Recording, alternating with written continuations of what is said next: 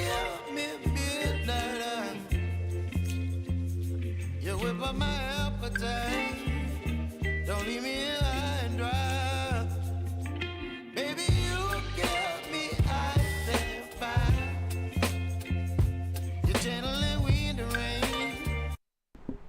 What's up, everyone? Buenos tardes, muchachos and muchachas and blue-haired giraffes and everything in between.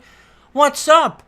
It's Wednesday, Fomc Day, because Jerome Powell is going to be the MC on the mic today, and we're hoping he's going to be dovish.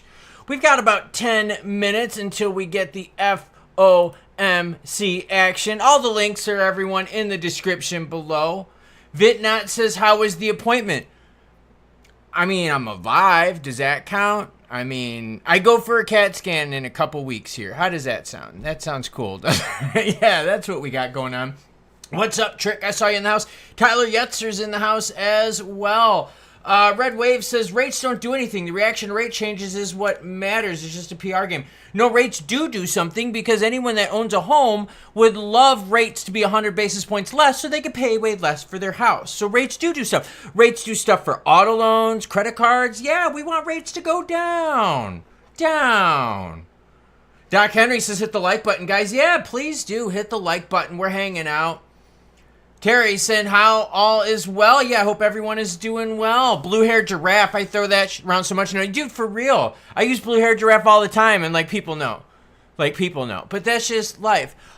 Crypto market right now, mixed bag. We still holding decent price levels, right? Let's just be friggin' real here with each other.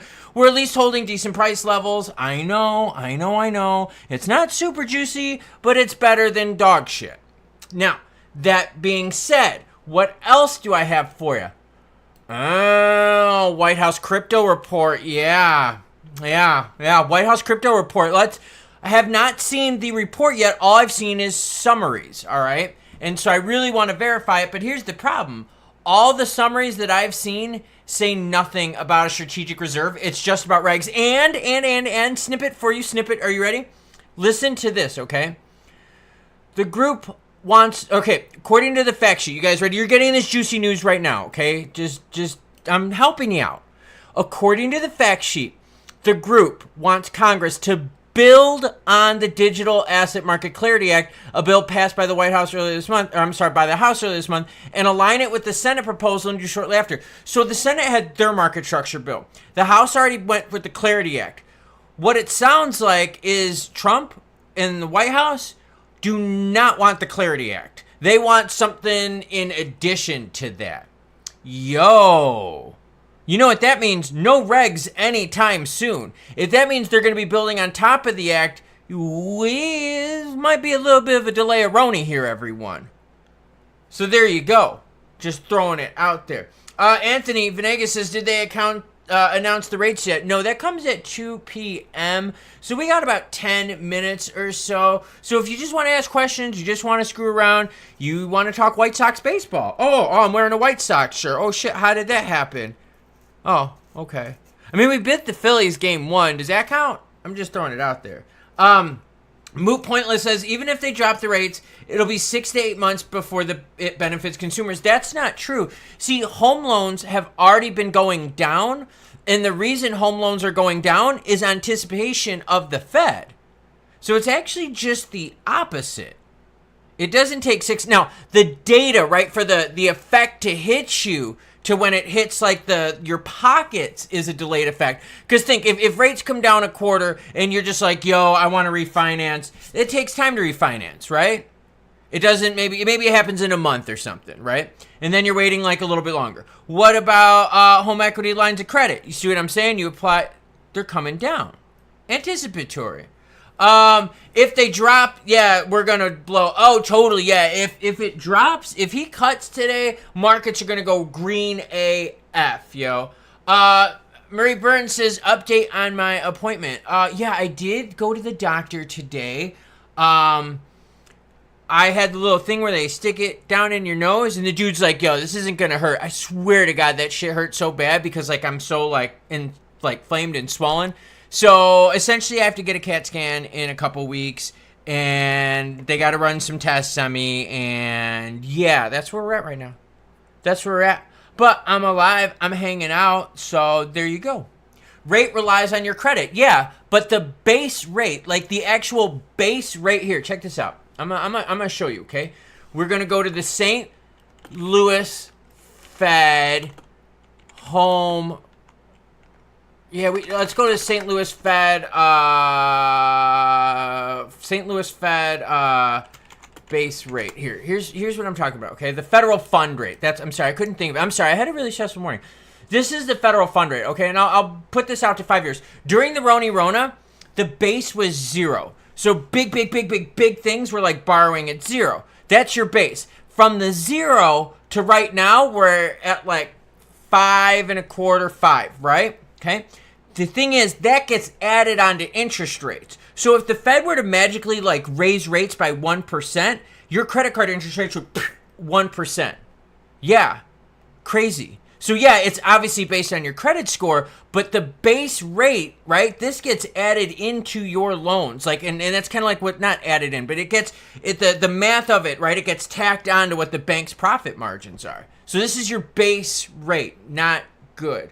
Guy Kempy says, Klaus, I had rhinoplasty 4 years ago. Might want to consider. Yeah, that they're trying to figure out what my problems are, but he already kind of talked to me that I'm probably going to have like my sinuses and stuff like that rebuilt and my deviated septum and all that stuff done. So just throwing it out there. But it's cool. It's cool. Like, anyone can handle surgery. No big deal for that. Leslie Moll says, thanks for being straight, not like so many others. I would be a millionaire listening to Crypto Serpent.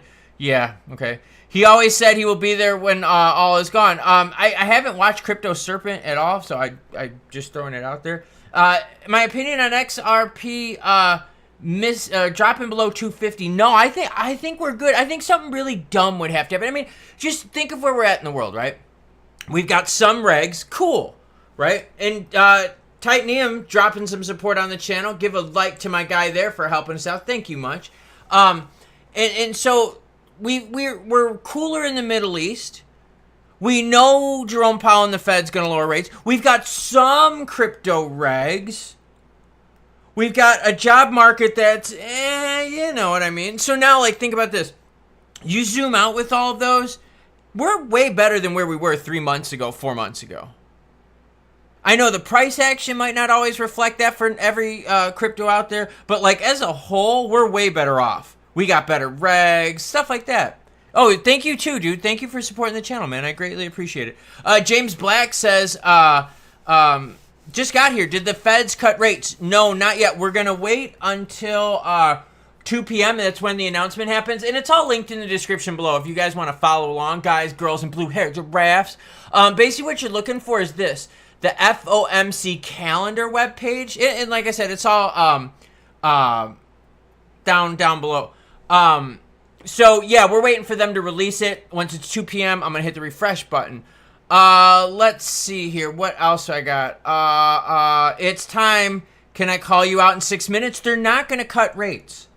They're not. He's going to pause. He is going to pause. Manny says, damn, bro, sorry to hear that, but sure you'll be back better. Yeah, it's just they have to figure out, I have something in here, okay? Like, I physically have something in my sinuses. Like, there is something in here. And I'm going to get a CAT scan to see exactly what it is and how big it is and how evolved it is. And then after that, then they'll most likely have to do something with my sinuses to fix everything. But that's minimal. That's nothing. That's life. This shit happens all the time. You know what I mean? Maybe I'm allergic to dogs. That would kind of suck because I'm a dog guy, but maybe I am. Let's see, what else can I got for you?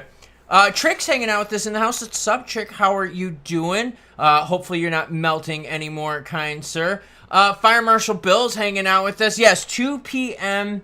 Eastern time. So you boys and girls got 4 minutes. Paul says it's that penny you stuck up there when you were a kid.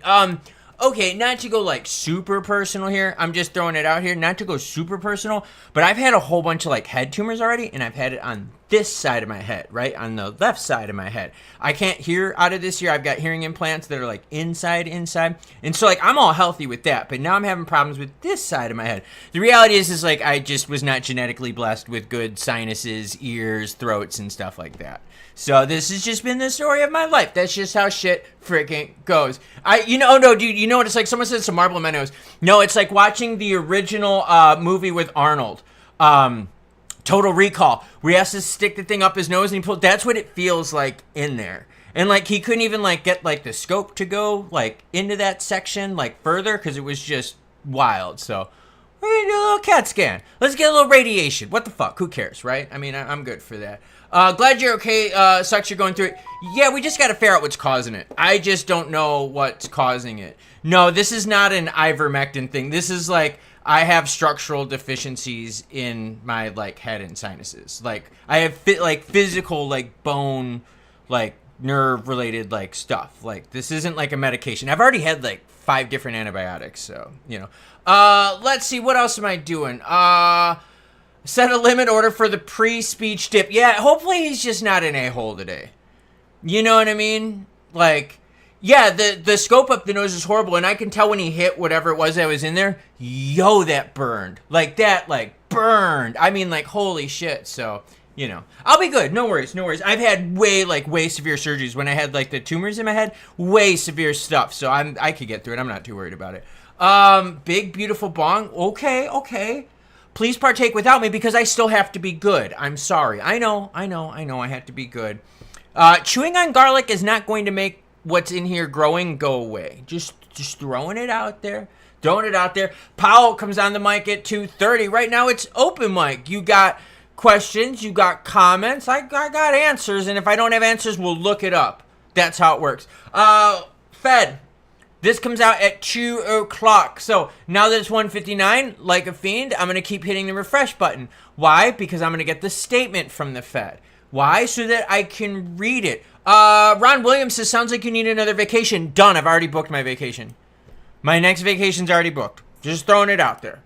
And then I'm already working on my next one. I want to hang out with my mom again. I do. I want to hang out with my mom. My mom and I had a blast, so just throwing it out there. Chances of being a nothing burger today. The rate cut is a pause. I'm telling you right now, we're going to get a pause.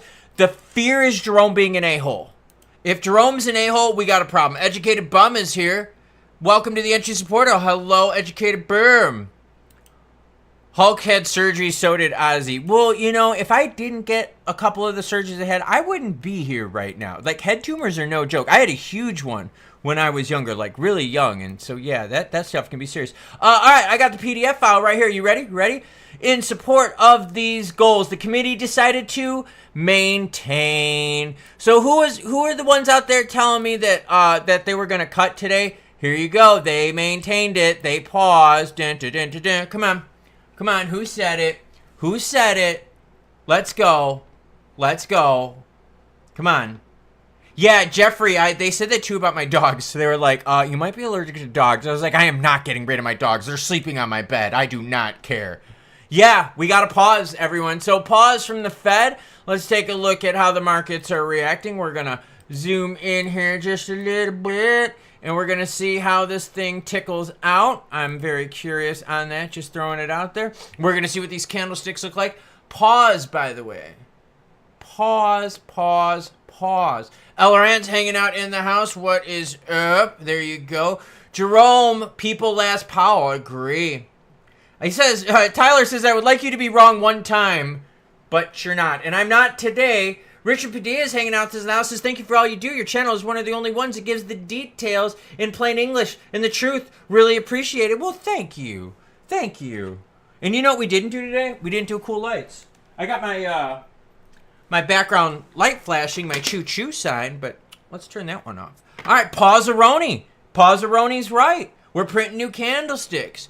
Jerome Powell, pause.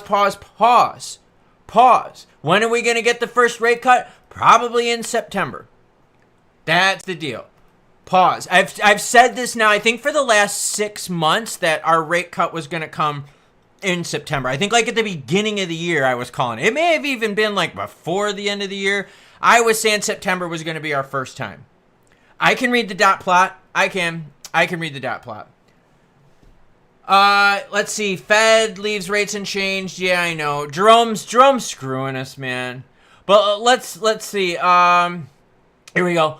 Although swings in net exports continue to affect data, recent indicators suggest that a growth of economic activity moderated by the first half of the year, and employment rate remains low, and labor market conditions remain solid. Horrible.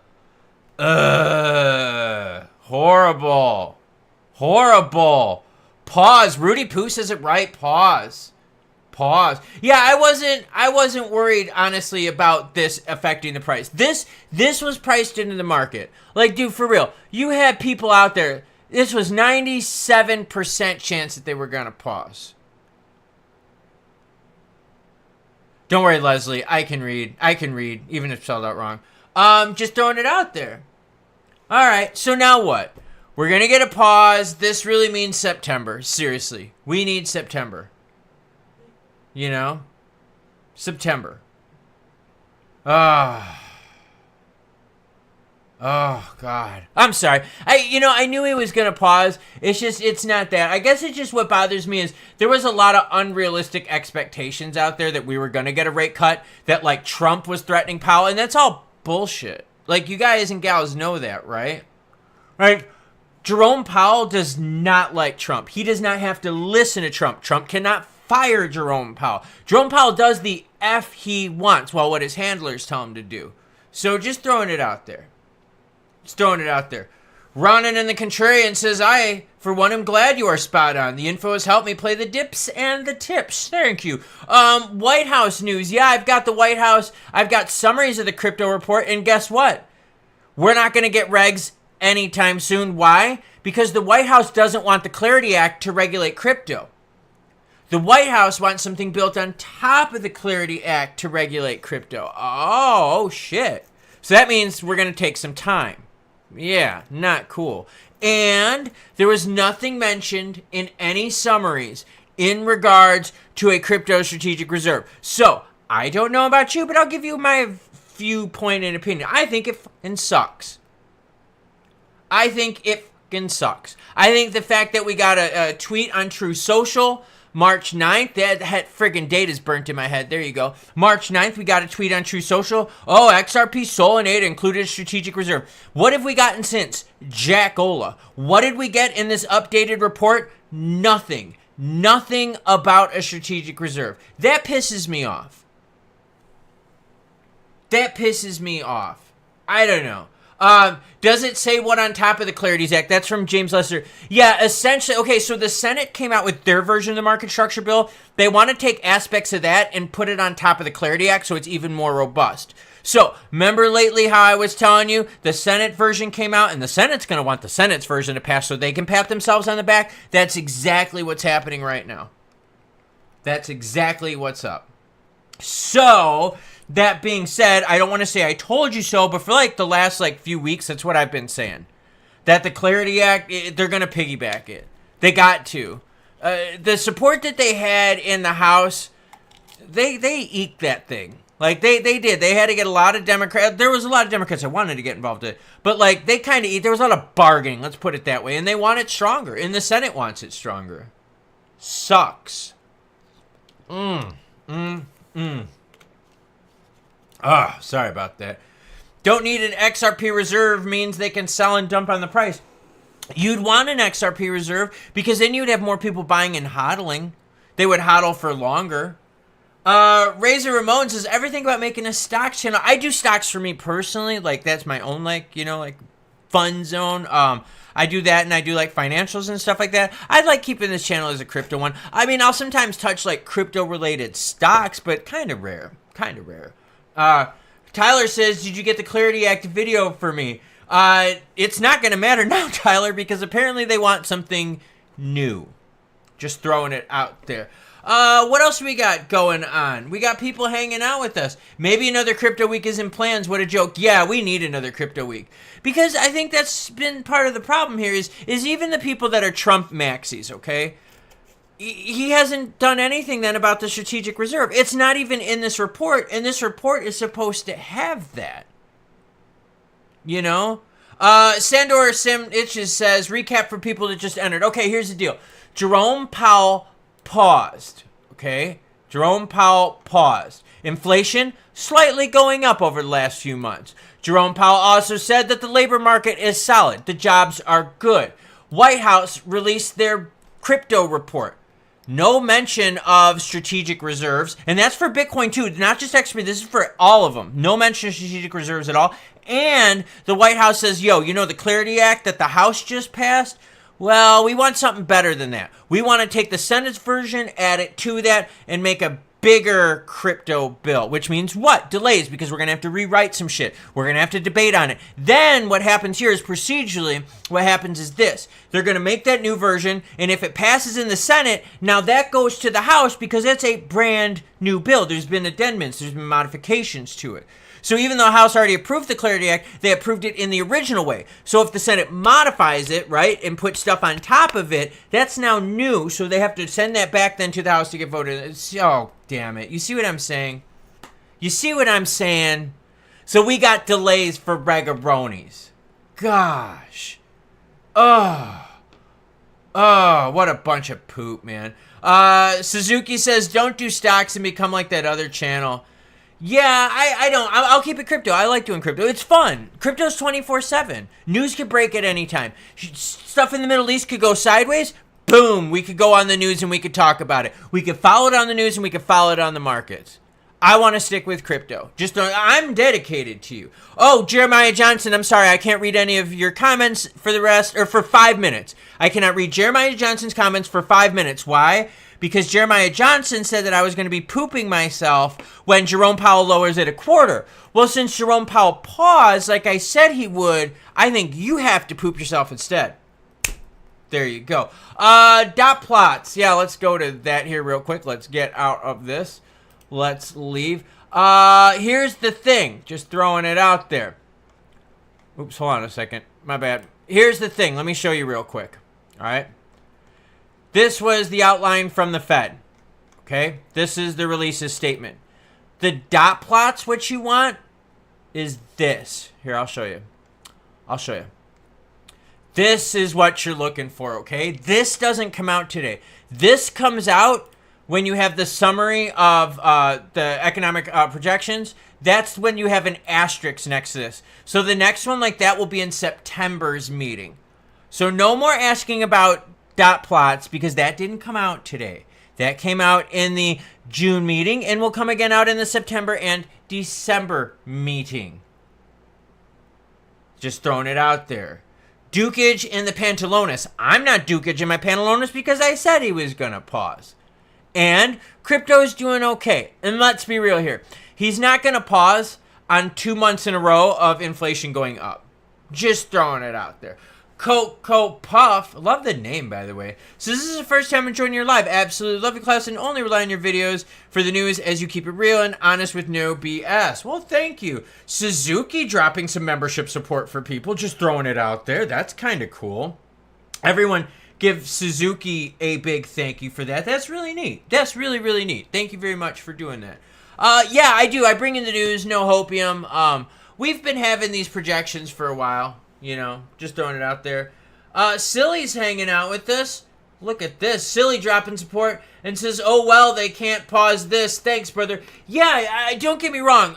And give Silly a big thank you for that. Here's the whole thing. What happened today isn't going to slow down the momentum we have. The only thing that could really screw it up would be is if Jerome Powell talks like an a-hole and says one rate cut this year. If he starts pissing into Cheerios and he's like, look, we're not ready to pivot yet. Look, we might only have one cut this year because the job market. If he does all that, then you have a risk. You have a risk of red up on the screen. But he's got to pivot sooner or later. Like he has to. And I don't mean like he has to like Trump putting pressure on him. I mean he has to as in the housing market is still horseshit. It is still way too expensive. Like way too expensive. So look, you got to fix rates. You got to fix rates so that if businesses want to expand, it's cheaper. Right? If you want lower rates, your auto loans are going to come down. The consumer, we need that, right? I mean, for any of you who have bought a car recently, the loans are pretty high. For any of you buying a house, right, 6%. I mean, 6%'s not cheap money, but that adds up over time, especially on your big purchases. Cars are higher than that. And that's for like your perfect credit Panalonas people, Fire this Grinch Jerome. Don't worry, no firage for Jerome. His term ends in May of 2026. I could see him riding this thing out. Because he wouldn't want his thing to be like negative, his legacy to be negative. Just throwing it out there. Suzuki says, always love Klaus's candor, the channel, and watching for 2+ years. Well, thank you, Suzuki, and thank you for gifting people. That was pretty legit of you. That was. SC says, late September is going to be a great birthday. Yeah, September is going to be good. Because now that the White House said, pause the brakes on the Clarity Act, we're probably going to be looking at least a month out for regs. At least. We got another month added to it. Jeremiah Johnson, 10 memberships for people. Well, thank you, Jeremiah. That was very, very cool of you as well. That is awesome. That is very, very awesome. Don't count on a rate cut in September. That's the fear. If the market is expecting it, right? So the market's pricing this in right now. Like, that is what you see up on the screen, okay? No, hold on. Now it's what you see up on the screen, okay? This is the expectation, right? We're going to start pricing in September. But if he pees on these Cheerios today, right? If he starts throwing water on the campfire, then we're going to go in the red. That's plain and simple. Andreas says hello from Germany. Well, hello there. With a name like Klaus, I've been to Germany several times. Yeah. Dorn Butler says, it's a shame Klaus isn't into politics. He'd be awesome to watch. I've thought of running for office, like I really have for the House. Like I really would. I probably wouldn't last because I'd tell it like it is. I got to get myself good with this first. I do. Not good. Razor Ramon says, when's this turd sandwich start talking about his decision? 2:30 p.m. Eastern time. So you guys, gals, and blue-haired giraffes have 15 minutes of open mic, open discussion. We could talk anything. We could talk about how the Sox beat the Phillies in Game 1. I think that's something we could talk about.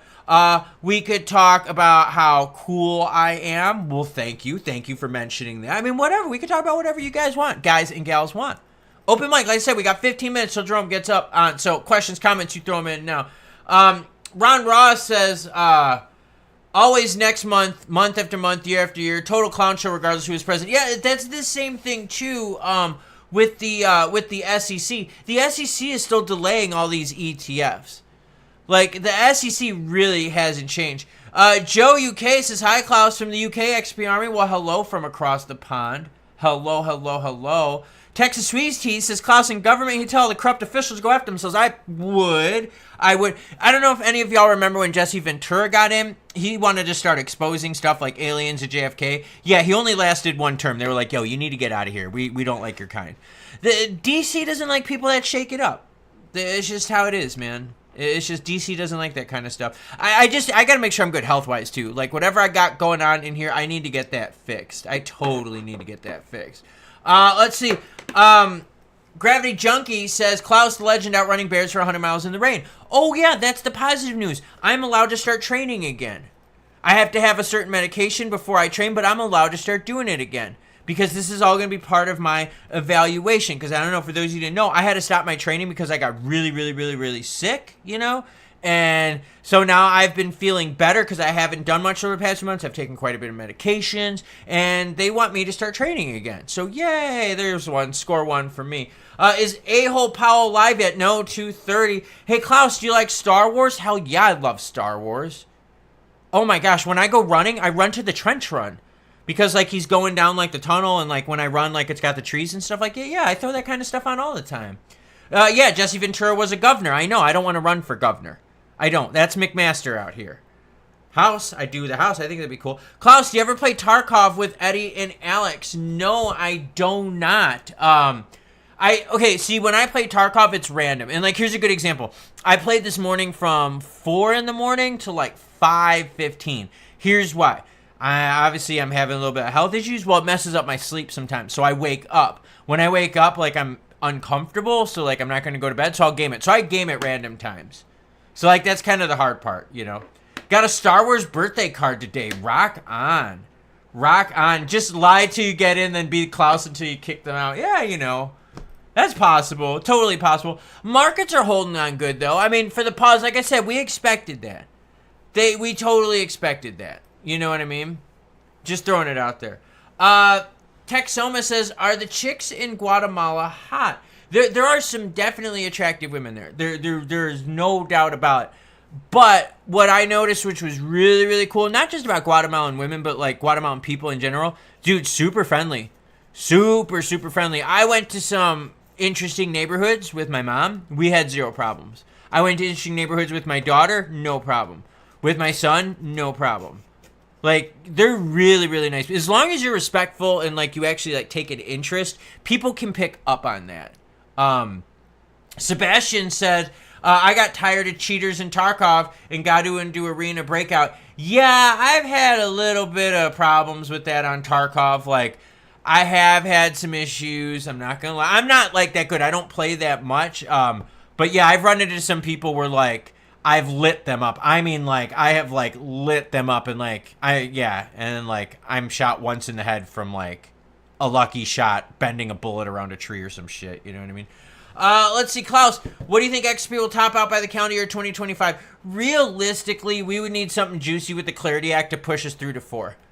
ETFs could be another big one right there, too. But again, we should get those in November. Regs, hard to say. Maybe September now. Rate cuts won't push that much, especially if the market gets used to that concept. So, you know what I mean. Would love you, my boy Chicago, send love. Yeah, go Sox. Go Sox. Long time says, Klaus, any info on the dock end? Yeah, I got to go in now for a CAT scan because there's something in here. And then after they take care of the something in here, they're most likely going to have to, like, redo my sinuses. I get, like, an overhaul. Like, it's like getting your knee done, but, like, you got to get your sinuses done. So they got to fix this thing in here first, and then they can do that. So for those of you counting, that would be 3 different things I would have to get done this year. Suzuki said, how many chicks in Guatemala are very hot? It's a fair amount. Like, seriously, it's a fair amount. Like, and positive, too, like any chick can be hot, but if she opens her mouth and is a douchebag, she's ugly. If she's got an ugly personality, I don't care how hot she is. She's an ugly person. Like, for me, it's very hard to be just based on looks because, like, seriously, like, how a person is really means a lot to me. So, like, friendly people get bonus points in the hot scale. A chick that's friendly will go from a 7 to an 8. Like, that's got, like, good heart, good humor and stuff like that. Totally. Let's see. Who wins today? The Sox are going to beat the Phillies today. I'm just throwing it out there. Let's see. You think we're going to get attacked by aliens in November? I mean, I should be back home in November, but that'd be wild. I still want to... Okay, look. The alien stuff is just throwing it out there, okay? There's stuff out there. There's aircraft that we can't identify. There's objects that we can't identify. Not with technology that man knows about. All right? When there's no vapor trail, when there's no heat signature, you kind of have to sit here and go, we don't have that tech yet. Just saying. Chameleon's in the house hanging out with us. CV agrees that it is so true. Seriously.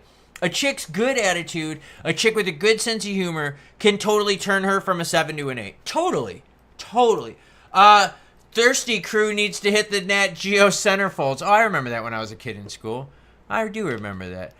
Trying to get in trouble, talking about how women... Dude, my wife knows that she's my only chick. My wife totally knows that. My wife has no worries about me, whatever. I will not volunteer for the probing. Just throwing it out there. Let's see. Klaus, what's going on with the tsunami warnings over there? It's on the other side of the United States where the tsunami warnings are. Something was, like, big. I thought it was, like... Was it 7.8, 7.9 earthquake or something in Russia? That's wild. My wife is a hot chipina, Guatemalan girl, super fun and amazing cook, heading to Antigua in the late Atitlan next month. Okay, so I am going back to Antigua and Guate in a couple months, and then I'm going to go back. My son and I we're going to go to Tikal, and we're going to go even further north in Tikal. My son and I are going to go deep. We're going to go deep, just throwing it out there. Klaus, what are your predictions for HRR one day? I know it's difficult to tell the future, just curious. Here's the thing. It was 8.8 and 8.7, not 7. Yeah, 8.8. The thing with HBAR is this, all right? HBAR needs something. I mean, I get it that it moves with the market, but it needs something more than that. Like, you know what I'm saying? Like, H-Bar needs, they need something other than riding the market. They got to come up. Okay, XRP's got the ETFs, and a lot of people would like it. People like H-Bar, but not as big, right? Not as big institutional one. So it's like you need something to kind of get that oomph going. Bluto says, what do you think about the hardcore wipe? I like it. It's forcing me to play the game differently. So for me, it's like okay, so I've had the game now for what, 4 years? Maybe a little bit longer than 4. I had it like early on. Like I'm talking about like I had it when like you moved like stick figure people, and it was like, and when Woods was super small, there was none of that extra stuff in Woods. Like there was, the whole side of the map wasn't built yet. Not like, yeah, like I'm talking about like Woods where you could crawl along the concrete barrier, where you could go into ZB14. I think it's 14. Like that, when that was like the border, like right there, that was my Woods experience. And I like the wipe. It is forcing me to play differently. There are some aspects that are hard about it. I used to be a little bit of more of a runner and gunner, and then in the beginning here, I've really had to slow my pace of play down and really kind of like look for stuff. Because they farmed bosses really early, so you got people wiling out with whacked out weapons. When it was like bosses 100%, they were farming that out. Everyone had the gorilla mask on and stuff. So you know what I'm saying, like. But that's what I think. What do you think about the Tarkov wipe? Let me know. I'm really curious. I like the game. I play it at random times a day. Hello from Ireland. Hello, Nancy Jason. Back at you. Tikal, Star Wars had a short film clip here. Yeah, I know. Totally didn't even realize it. We're going to go to Tikal in Oaxaca, which is further north about from there. H-Bar does need something. I mean, seriously, H-Bar does need something. Klaus, where do you peg XRP for a buy? I'm still waiting to determine the floor of this move. Like, for me, I have no problem holding out. Because remember when we had that $2 floor for, like, a long time? We were able to buy dips sub $2. You just had to wait. Like, you know what I'm saying? Like, you just have to wait. I'm waiting to see if the same thing happens with this. This is still too early in the move. The $2 support level for XRP, we saw that from the beginning was holding. As soon as we broke 2, we saw it really, really hold.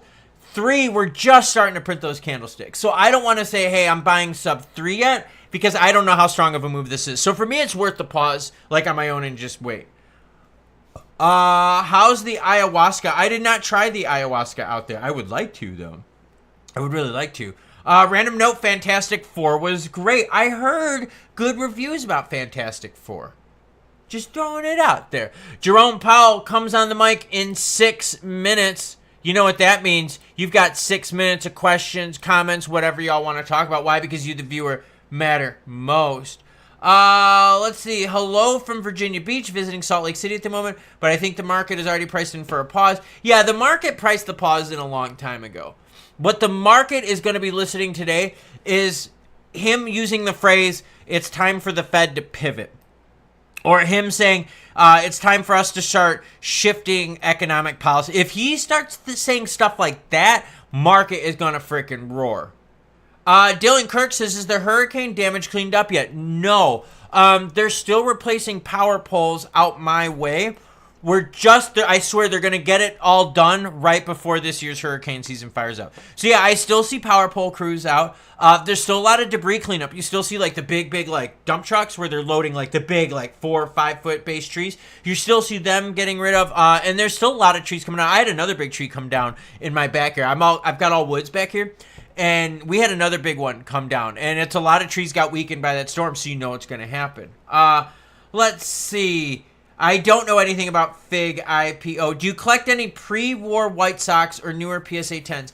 I am of the era of the 70s on, okay? And the reason I'm in the era of the 70s on, because there were some players from the 70s that played in the 80s, like Carlton Fisk, that I got to see. Right? So, like, that explains, like, my era. Like Pete Rose. I don't mind. I've got a couple 60s Pete Roses. Yeah. But he played also when I was a kid. Like, you see what I mean? So if it's someone that played like during that I got to watch, even if it was at the end of the career, I'm into their stuff. Just throwing it out there. Oh, Sandor's got a naughty comment. Pedro Kiro says, well, when are you visiting Costa Rica? If you like GT, you'll love CR. To be honest with you, I really, really love GT. I've already got 2 Guatemalan trips booked. I really, really like it out there. I met a really cool person out there, a fan of the channel, Enrique, really cool dude. I've stayed in a really cool area down there that I really, really like really, really like. Great Lakes Steak Guy says, I run a card and collectible shop in Indiana. Rock on. Good for you. How much are my 86 to 90 Topps Donruss, etc. baseball cards? Get rid of 90 unless it's a Frank Thomas, because just throwing it out there. 89, a lot of prices are going up on that. The 86, like, dude, 86 Topps, like, they're so hard to get PSA 10 because of their black border up on the top. That is a really, if you see any deals on 86 Topps PSA 10, buy it. Period. Buy it. You will not be upset. Yeah, Pete Rose, he's allowed to be in the Hall of Fame now. We just got to see what happens. Professor Dick and Balls love it, says Klaus, greetings from Common, Maryland. Well, thank you.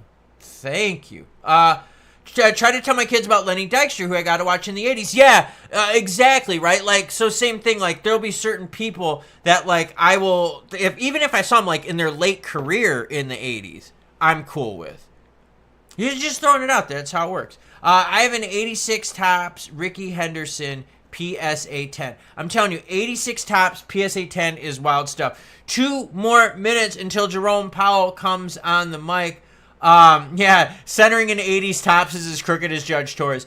Yeah, and kids weren't really collecting them in the 80s yet. Like, the idea of collecting didn't pivot until a little bit. Like, kids were still, like, playing with the cards. Like, and then they started becoming mass-produced in, like, 88, 87. So 86 is, like, I think, for me, the last of the old era. That's the best way to put it for me. See, what do I got back there that's cool? I got a whole bunch of autos. Like, a whole bunch of wild autos. Like, Thomas PSA 10 autos. I got a bunch of them. I got some Bo Jackson ones back there. Let's see. Oh, I got a Raleigh Fingers one, a PSA 10 card. That's kind of cool. Like an old Raleigh Fingers. Yes, I do have some Goose Gossage. I do have some Goose Gossage. I mean, come on, White Sox. Just throwing it out there. Big shout out to you, Klaus, across the pond in Gibraltar. Rock of no capital gains on crypto. Love it. Klaus don't shill. He's just honest news opinions. Yeah, I'm into it. Like, I can't shill. Shilling's horrible. All my cards ended up my bike spokes. We played with our cards like in binders and like would trade them. So taking them in and out of the binders, you totally like punked out your corners on your cards. Totally. Ozzie Guillen, yes. Ozzie Guillen auto rookie card. Ozzie Guillen PSA 10 non-auto of the same card. Ozzie Guillen. How do you not like Ozzie Guillen? Like, I can see him right here. He's right there. That's Ozzie Guillen. And then, and I got, so, like, the new guys, too. I got the new guys when they did the reprints of, like, the 85s and 87s. I did a lot of those, too. It looks like Jerome Powell is going to be here. Let's see what happens with the JP Meister. Uh-oh. They queued it in, but now he's waiting, 91 Fleer, unopened box, anything good? 91 Fleer is like hooking up with like a 6 when you're super drunk to make it think like she's an 8. When you sober up, you realize it wasn't that good.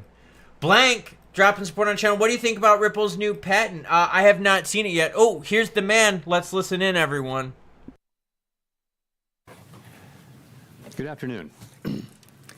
My colleagues and I remain squarely focused on achieving our dual mandate goals of maximum employment and stable prices for the benefit of the American people.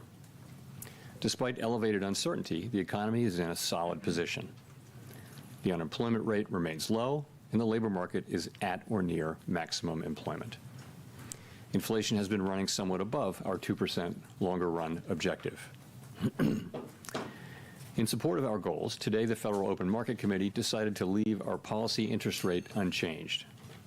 We believe that the current stance of monetary policy leaves us well positioned to respond in a timely way to potential economic developments. I will have more to say about monetary policy after briefly reviewing economic developments. Recent indicators suggest that growth of economic activity has moderated. GDP rose at a 1.2% pace in the first half of this year, down from 2.5% last year.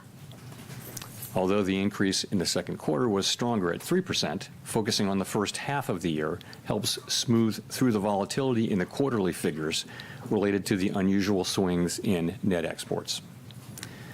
The moderation in growth largely reflects a slowdown in consumer spending.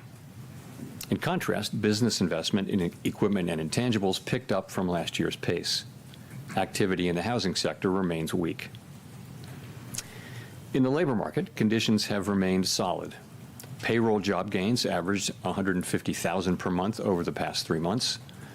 The unemployment rate at 4.1% remains low and has stayed in a narrow range over the past year.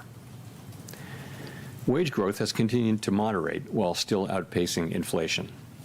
Overall, a wide set of indicators suggests that conditions in the labor market are broadly in balance and consistent with maximum employment. Inflation has eased significantly from its highs in mid-2022, but remains somewhat elevated relative to our 2% longer-run goal. Estimates based on the Consumer Price Index and other data indicate that total PCE prices rose 2.5% over the 12 months ending in June, and that, excluding the volatile food and energy categories, core PCE prices rose 2.7%. These readings are little changed from the beginning of the year, although the underlying composition of price changes has shifted. Services inflation has continued to ease, while increased tariffs are pushing up prices in some categories of goods. Near-term measures of inflation expectations have moved up on balance over the course of this year on news about tariffs, as reflected in both market-based and survey-based measures. Beyond the next year or so, however, most measures of longer-term expectations remain consistent with our 2% inflation goal. Our monetary policy actions are guided by our dual mandate to promote maximum employment and stable prices for the American people.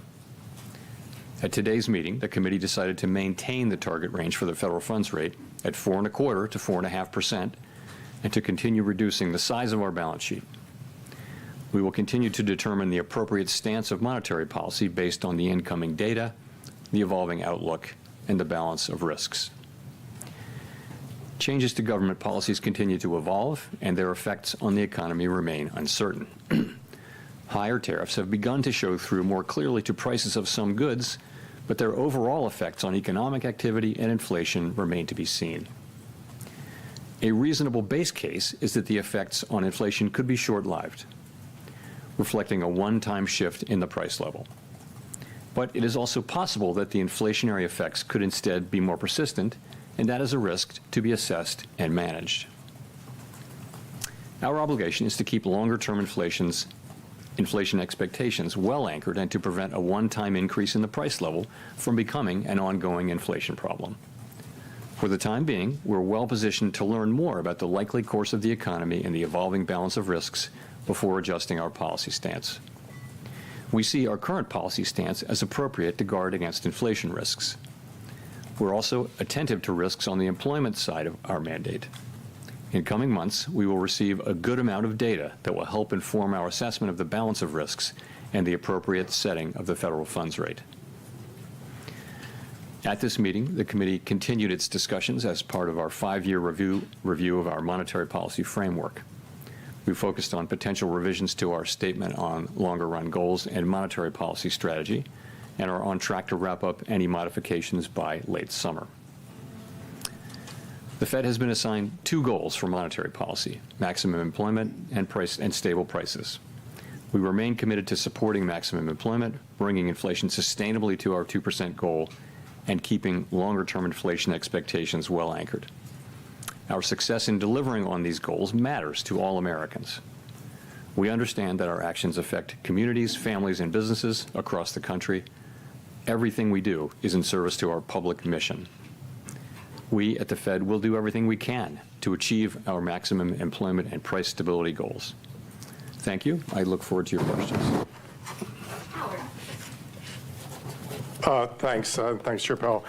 There's a lot of lean in the markets, and not to mention out of the administration for a rate cut now in September.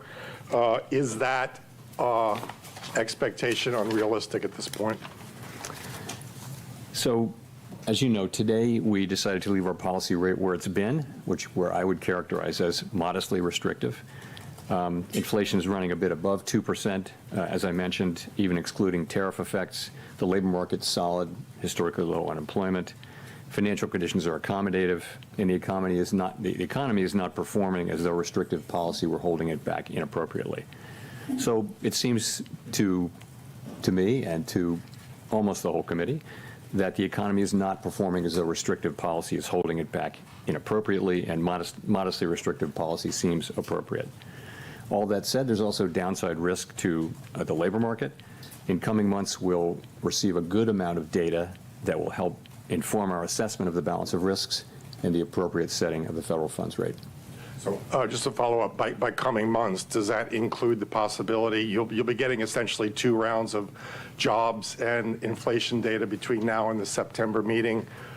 Is that potentially adequate to make a decision to lower rates at that point? So you're right. We do have, this is an intermeeting period when we'll get 2 full rounds of employment and inflation data before the time of the September meeting. We have made no decisions about September. We don't do that in advance. We'll be taking that information into consideration and all the other information we get as we make our decision at the September meeting. Steve. Thank you, Mr. Chairman. You took out the word or the notion that uncertainty has diminished from this statement. Does that mean uncertainty has increased? And I'm just wondering, the administration has struck several deals with large trading partners where it seems like we now know what the rate is going to be. Does knowing that rate add to your certainty to change policy, or do you need to wait to see the economic effects? So essentially, the statement in our statement about uncertainty reflects what's gone on since the last meeting. So at the time of the last meeting, uncertainty had moved down a little bit, but it was more or less even this time. So we took out, had diminished because it didn't diminish further. So there's not really much in that. And then your second question is, say again? There have been several deals that have been struck, and now we seem to have an idea of what the tariff rates are going to be with some of our large trading partners. Does that not add to the kind of certainty you might need, or is it you're waiting for the economic effects to show themselves? No, I think we're still, you're right, it's been a very dynamic time for these trade negotiations, and lots and lots of events in the intermeeting period, but we're still a ways away from seeing where things settle down. We are clearly getting more and more information, and I think at this point, people's estimates, our estimates, outside estimates of the likely, effective level of tariffs is not moving around that much at this point. But at the same time, there are many uncertainties left to resolve. So yes, we are learning more and more. It doesn't feel like we're very close to the end of that process, and that's not for us to judge. But it feels like there's much more to come, as well, looking ahead. Neil. Hi, Mr. Chairman. Neil Irwin with Axios. This morning we got a GDP report in which final domestic private purchases decelerated, slowest pace since 22. There was a weakness in the interest-sensitive sectors and residential investment, commercial structures. Are those not signs that monetary policy is a little too restrictive right now, given current economic conditions? So the GDP and PDFP numbers came in pretty much right where we expected them to come in. You got to look at the whole picture. So certainly, as I mentioned in my opening remarks, economic activity data, GDP, private domestic final purchases, which we think is a narrower but better signal for future, for where the economy is going, has come down to a little better than 1%, 1.2%, I think, in the case of GDP for the first half, whereas it was 2.5% last year. So that has certainly come down. But if you look at the labor market, what you see is, by many, many statistics, the labor market is kind of still in balance. It's things like quits, job openings, and let alone the unemployment rate.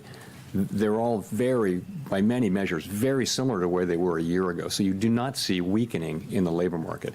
You do see a slowing in job creation, but also a slowing in the supply of workers. So you've got a labor market that's in balance, albeit partially because both demand and supply for workers is coming down at the same pace, and that's why the unemployment rate has remained roughly stable, which is why I said we do see downside risk in the labor market. I mean, our two mandate variables, right, are inflation and maximum employment, stable prices and maximum employment, not so much growth.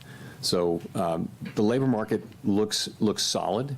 Inflation is above target, and even if you look through the tariff effects, we think it's still a bit above target, and that's why our stance is where it is. But as I mentioned, downside risks to the labor market are certainly apparent.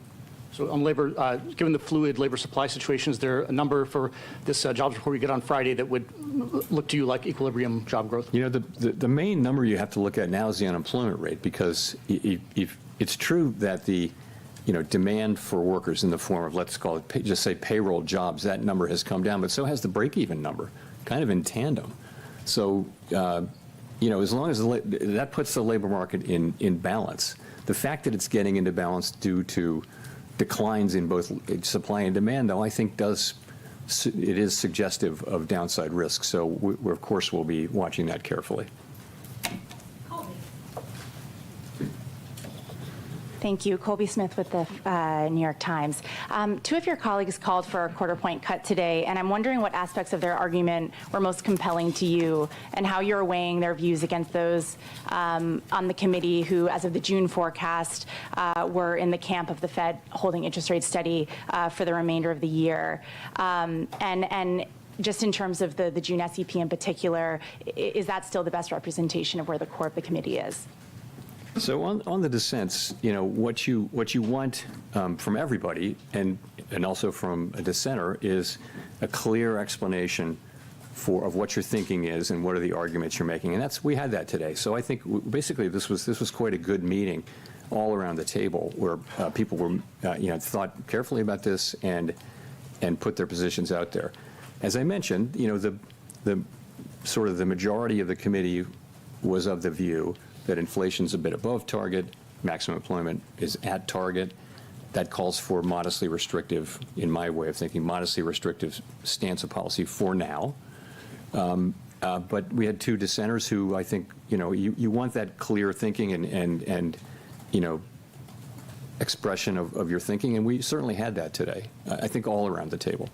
In terms of, you asked about the June SEP, I wouldn't, that you're right, that's what it says, and that may well, I couldn't point to it 6 weeks later as expressing people's thought. You really can't do that. We don't run an SEP, and I don't like to substitute in my own estimate of what the SEP might be. We don't have one. So I'll just say that, we haven't made any decisions about September. We'll be monitoring all the incoming data and asking ourselves whether the federal funds rate is in the right place. And just on the point about policy being only modestly restrictive, does that mean that there's actually not much scope to reduce rates once the conditions for a cut are met, barring a significant weakening of the labor market? So let me say, my own estimate is modestly restrictive, and there are a range of views of what the neutral rate is at this moment for our economy, and so others may say it's more restrictive or less restrictive even. We're going to be at some point, when we return to moving toward a more neutral stance, we'll be making that judgment as we go. I don't think we have a preset course. It's not so mechanical as saying, we've derived with great confidence the neutral rate and that is our destination, because really we understand that no one actually knows what the neutral rate is. We know it by its works, and that will be the way the economy reacts over time to, slightly looser policy.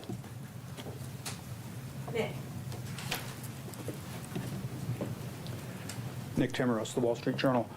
Chair Powell, my question is about what have you learned over the last few months about the inflation generating and price pass-through process? And just to drill down, the June CPI report showed evidence of tariff-induced goods inflation. Now, the tariff landscape is only starting to be settled with some of these more recent deals. Given the lags between when tariffs are announced and when they show up in goods prices, is 2 months a long enough horizon to evaluate the impact and be confident that tariffs aren't impacting the broader inflation process? I think you have to think of this as still quite early days. And so I think what we're seeing now is substantial amounts of tariff revenue being collected on the order of $30 billion a month, which is substantially higher than before.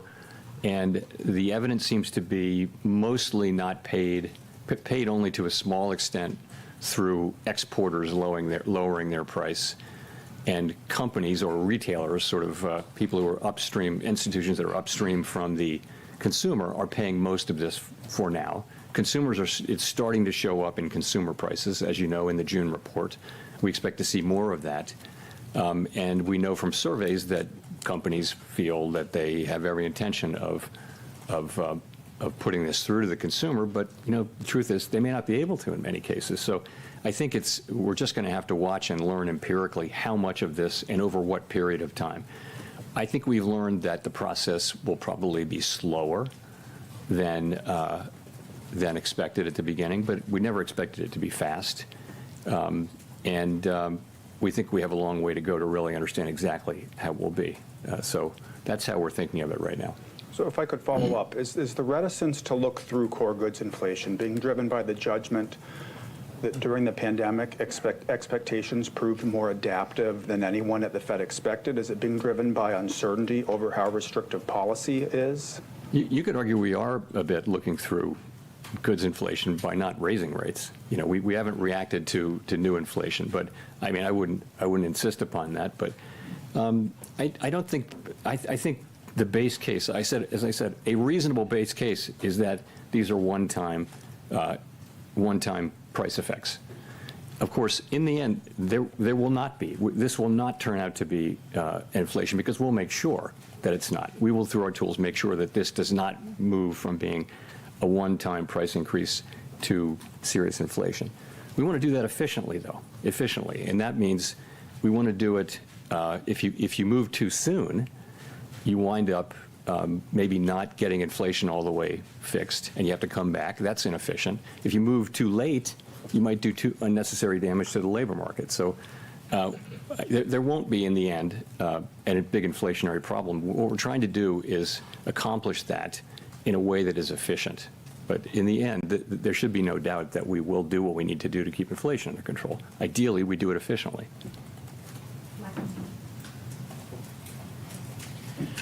Michael McKee from Bloomberg Television and Radio. The one big bill, leaving aside the adjectives, do you expect it to add stimulus to the economy in 2026? And would that be an argument for remaining on hold or cutting back on the number of rate cuts you would expect for next year? So, of course, let me just ritual disclaimer that we don't express any judgments or anything like that on fiscal legislation or other legislation for that matter. But I would say when you think that, the biggest part of the bill was making permanent existing law on taxes, I don't think we see it as particularly stimulative. There should be some stimulative effect, but it shouldn't be significant over the next couple of years. And to follow up, I don't want to put this in terms of you and the president, so let me ask it this way. Do you have concerns about the cost to the government of keeping rates elevated for longer in terms of interest rate charges? Yeah, no, that's, we have a mandate, and that's maximum employment and price stability. And it is, it's not something we do to consider the cost to the government of our rate changes. We have to be able to look at the goal variables Congress has given us, use the tools they've given us to achieve those goals, and that's what we do. We don't consider the fiscal needs of the federal government. No advanced economy central bank does that, and it wouldn't be good if we did do that, it would be good neither for our credibility nor for the credibility of U.S. fiscal policy. So it's just not something we take into consideration. Victoria. Hi, Victoria Guida with Politico. When it comes to the renovations of the Federal Reserve's headquarters that the administration has been looking into, do you see their interest in that issue as being directly tied to the president's push to get you to lower interest rates? Not for me to say. I will say we had a nice visit with the president. It was an honor to host him. It's not something that happens very often at the Federal Reserve to have the president come over, let alone to visit a building. But it was a good visit. Are there any aspects of the project that they've raised that you see as making you reconsider any aspects of the project? So, this project was hatched and conceived almost a decade ago now, and we went through the very long process of clearing it through historic preservation at the National Capital Planning Commission, and a lot of back and forth there. It was very constructive. We started out to do the work, and we're very well along on that work, and I was quite pleased to have the president say multiple times that what he really wanted to see was us getting this construction completed as soon as possible. That is our focus, and that's what we're going to do.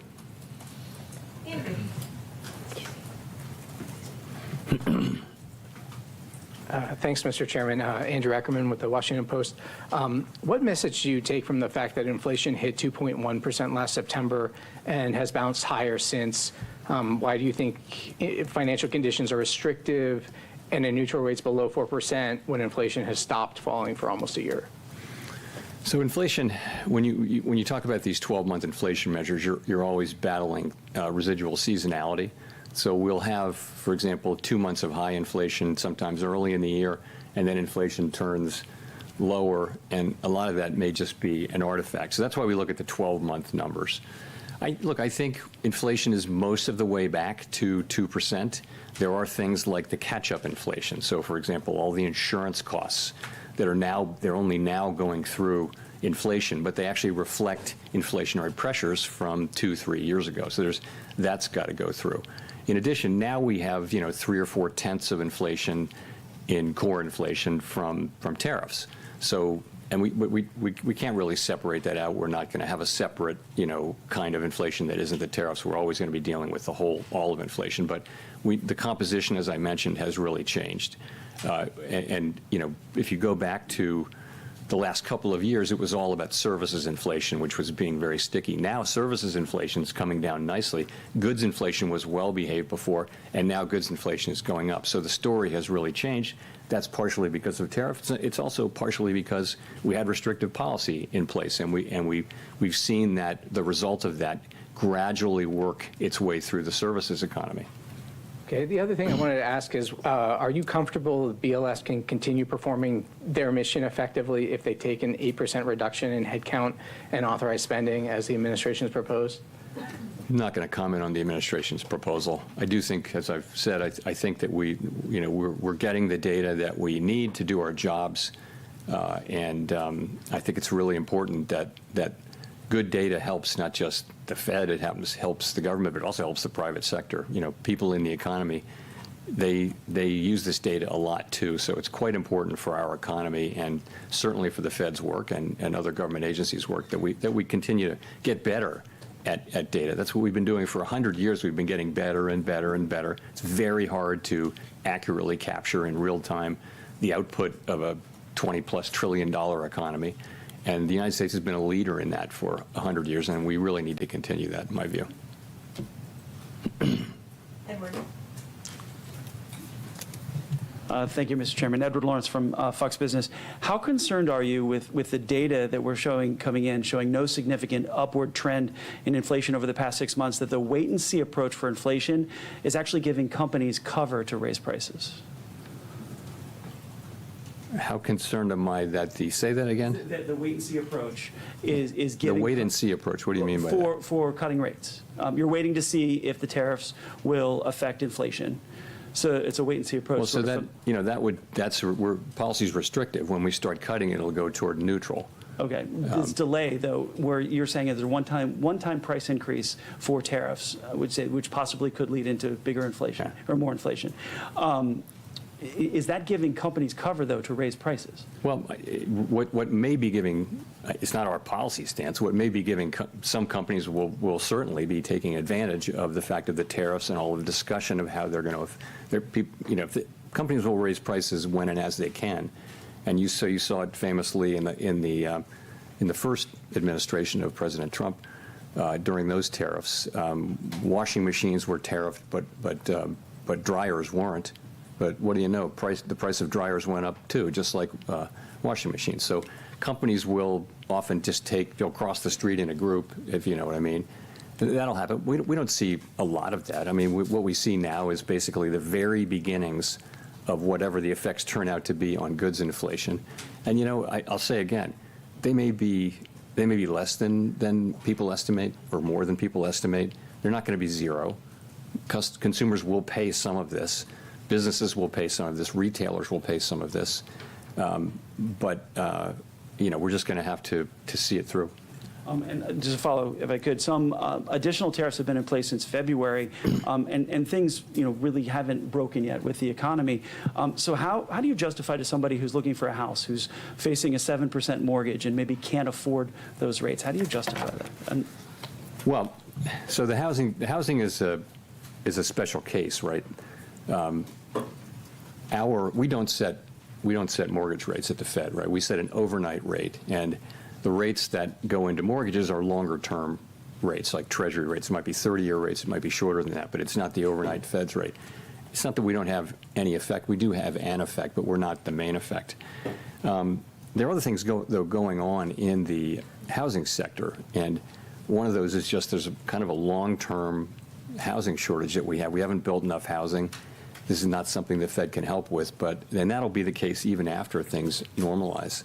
So I think the best thing that we can do for housing is to have 2% inflation and maximum employment, and that's what we can contribute to housing. There are lots of other jobs to do for the private sector and Congress, but that's what we're trying to get to. I mean, we've made a lot of progress toward that. We have a very good labor market right now. Inflation, we were very close to 2%. We're seeing some goods inflation move us away, but so far not very far away. Chris. Hi, Chair Powell. Thank you. Well, can you give us a little more about what kind of economic data does the Fed need to see before you'll be ready to cut? I mean, do you need inflation back nearly to target? Are there other things in the pricing that you look for? Do you need to see weakening in the job market? What kind of things are you looking for? I mean, ultimately, it could be any of those things, right? But you know, if you saw that the risks to the two goals were moving into balance, if they were fully in balance, that would imply that you should move toward a more neutral stance of policy. This is the special situation we're in, which is we have two-sided risk to both of our goals. When we paused, inflation was above target and the labor market was pretty good. So you know, that was a time when policy was restrictive when we paused. And to be restrictive is to be supporting a return to our inflation target, right? So as the two targets get back into balance, you would think you'd move in a way closer to neutral, and that the next steps that we take are likely to be in that direction. What will it take? You know, it'll be the totality of the evidence. As I mentioned, there's quite a lot of data coming in, which before the next meeting. Will it be dispositive of that? You know, it's really hard to say. We don't make those decisions right now, so we'll have to see. Well, I guess just in terms of inflation, though, for example, like some people would point to if it remains only in goods and it doesn't bleed over to services, then maybe that's evidence that the tariff effect is going to be a temporary one-time thing. Is that kind of thing affect your thinking, or do you just need to see the number come down closer to 2? We'll look at everything. You know, it's, as I mentioned, you know, a pretty reasonable base case is that this will be a one-time price increase. And in the end, we'll make sure that that's the case. We're just trying to do that efficiently. And efficiently means getting the timing right so again, if we cut rates too soon, maybe we didn't finish the job with inflation. History is dotted with examples of that. If you cut too late, then maybe you're doing unnecessary damage to the labor market. So we're trying to get that timing right, and that's effectively what we're doing. Claire. Claire Jones, Financial Times. Just a question on the dollar. We've seen it decline quite heavily this year. I was wondering if there's been any discussion about that at the meetings and to what degree that might be complicating your attempts to get inflation back to target. Thank you. So this goes back to the division of labor between the Fed and the Treasury, as you I'm sure know, and you know the Treasury only speaks to the dollar. it's not something that's been a topic of major discussion at all at the Fed. I wouldn't say it doesn't come up. If the transcripts, when they come out in a few years, they'll probably reflect some mentions of the dollar, but it would never be a major focus. And just to follow on, if I may, to Andrew's question, I think the amount of imputed data in CPI now is up to 35%. I mean, is there any discussion of that as well? Is there any consideration of looking at alternative measures, data scraping and so on, in order to just ensure you've got a good read on what's happening to prices in the US economy? Thank you. We're monitoring the situation. We do, of course, I mean, as you know, during the pandemic, we looked at a whole lot of new kinds of data. People are looking at big data sets that you can get from all sorts of places, and we do all of that. But at the same, we really need the government data. Really is the gold standard in data, and we need it to be, to be good and be able to rely on it. And we're not going to be able to substitute for that, but if we have to make do with what we have. But I certainly hope that we get what we need. Jay O'Brien. Hi, Mr. Chairman. Jay O'Brien, ABC News. President Trump has obviously invoked your name a lot. He has personally pressured you. Are you concerned the way that conduct might impact the Fed's independence going forward? I'll just say that, I think that having an independent central bank has been an institutional arrangement that has served the public well. And as long as it serves the public well, it should continue and be respected. If it didn't serve the public well, then it wouldn't be something that we should just automatically defend. But what it gives us, and other central banks, what it gives you is the ability to make these very challenging decisions that in ways that are focused on the data and the evolving outlook, the balance of risks, and all the things we talk about, and not political factors. And so governments all over the advanced economy world have chosen to put a little bit of distance between direct political control of those decisions and the decision makers. So if you were not to have that, there would be a great temptation, of course, to use interest rates to affect elections, for example. And that's something that we don't want to do. So I think that's pretty widely understood. Certainly it is in Congress. And I think it's very important. I'll just say that. Maria Eloisa.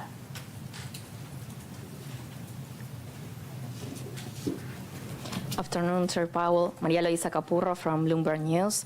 You mentioned a slowdown in consumer spending, and I wanted to see if you could walk us through what was the discussion with the committee around that. We've seen delinquency rates rising for upper-income households. How do you see that evolving in the next few months, and how much of a vulnerability that is for the economy going forward? Consumer spending had been very, very strong for the last couple of years, and had repeatedly, forecasters, not just us, had been forecasting it would slow down, and now maybe it finally has. So I would say, if you talk to credit card companies, for example, they will tell you that the consumer's in solid shape and that spending is at a healthy level. It's not growing rapidly, but it's at a healthy level. And delinquencies are not a problem. You mentioned high-end delinquencies. I don't know what to make of that. I read the same thing. But so generally, and if you look at the banks, and when the banks talk about in their earnings calls, the performance of credit has been good. So essentially, you have a consumer that's in good shape and is spending, not at a rapid rate, but it's true. And it was, again, right in line with what we expected. The GDP data that we got this week. And I think it's still a little bit difficult to interpret because you have these massive swings in net exports, which may also be affecting, some of that can affect consumer spending as well. Look, it's one of the data points that we pay most careful attention to, and there's no question that it's slowed. And we're watching it closely, but we also watch the labor market and the performance of inflation. Those are our two variables that we're assigned to maximize. And just to follow up on what my colleagues were asking about this dissent, Governor Waller said that the labor market is on edge, and he was pointing to weaknesses on the private sector. I was wondering, you've said that the main number to look at is the unemployment number overall, but what was the discussion about the state of the private jobs market? So I'm not going to talk about any individual's, any individual's comments. I wouldn't do that. But look, I think what we know is that private sector job creation, certainly in the last report we'll see on Friday, but had come down a bit. And if you take the QCEW adjustment seriously, it may be even lower, maybe close to zero. But the unemployment rate was still low. So what that's telling you is that demand for workers is slowing, but so is the supply. So it's in balance, oddly enough. You've got a very low unemployment rate, and it's kind of been there for a year as job creation has moved down. But also we know that because of immigration policy, really, the flow into our labor force is just a great deal slower. And those two things have slowed more or less in tandem. If you look at things like I mentioned, quits, look at wages. Wages are gradually cooling. Look at vacancies to unemployment. Those things have been pretty stable they haven't really moved a lot in a full year. So I think if you take the totality of the labor market data, you've got a solid labor market. But I think you have to see that there are downside risks. You don't see weakening in the labor market, but I think you've got downside risks in a world where unemployment's being held down because both demand and supply are declining. I think it's worth paying close attention to it, and we are. Nancy. Hi, Chair Powell. Nancy Marshall-Genzer with Marketplace. One more question on the lack of unanimity in today's decision, the two dissents. Was there talk during the meeting? I know you're not going to talk about exactly what individuals said, but in general, was there talk during the meeting of cutting rates, and what was the case against that at the meeting? Sure. So we have an economic go around where people talk about the economy, and then that's yesterday, and then today we have a monetary policy go around all the way around the table. Everyone gives their views. So the discussion around policy was. The majority view was still what it has been, which is that inflation's running above target, maximum employment is right at target. That means policy should be a little bit restrictive, somewhat restrictive, because we want inflation to move all the way back to its target. So that's where people have been and still are. Two of our members felt that the time had come to cut, and that for the reasons that they're going to express. I won't tell you the reasons. They'll issue some kind of a thing in the next day or so. So, but that's the story, and I would say well argued, very thoughtfully argued all around the table, good arguments, and it's a situation where unusual situation. The economy is in good shape, but it's an unusual situation where you have risks to both your employment mandate and your inflation mandate. That's the nature of a supply shock. And it's probably not surprising that there would be differences and different perspectives on that, as well as different views of where the neutral rate is, so that different views of how tight policy is. So we have those. I will say what you hope is that people, explain their positions very thoughtfully and clearly, and we absolutely had that today, all the way around the table. I would call it one of the better meetings I can recall from that standpoint. And you've said you're waiting to be confident inflation is heading toward your 2% target before you start cutting rates. When you do get that confidence, would you be in favor of lowering rates right away? It's not quite the way I would put it. I said that's why we think policy should be restrictive, is because inflation is above target. When we have risks to both goals, one of them is farther away from goal than the other, and that's inflation. Maximum employment's at goal. So that means policy should be tight, because tight policy is what brings inflation down. If you came to the view that the risks to the two were more in balance, that would imply that policy shouldn't be restrictive. It should be more neutral, a neutral stance, and that would be somewhat lower than where we are now. No one knows exactly where that is. So that's the framework I think I'd be taking. And, we'll just have to see. We're going to be obviously looking at a lot of data in the next cycle. It is one of the cycles where we have 2 employment and 2 inflation reports, and we'll see where that takes us. Jeff Cox. Thank you, Mr. Chairman, for taking the question. Jeff Cox from CNBC.com. A metric that you like to cite a lot is the final sales to private domestic purchasers. That was down to a 1.2% gain in second quarter from 1.9% in Q1, suggesting that there's some softening in underlying demand. I just wondering if you look at that and you combine that with some of the housing numbers, the weakness that you acknowledged at the top of your remarks that the housing market is in fact weak, and the inflation numbers from GDP today came down to 2.1% for headline, 2.5% for core. I'm wondering how much more movement you would need to see from these data points before you would be comfortable with cutting in, say, September. It's going to be the total. Hard to answer that specifically. PDFP, I think, for the first half, private domestic final purchases, or final sales, as people call it, was 1.6 on the first half. GDP, I believe, was 1.2%. That's the whole half. You mentioned the quarters.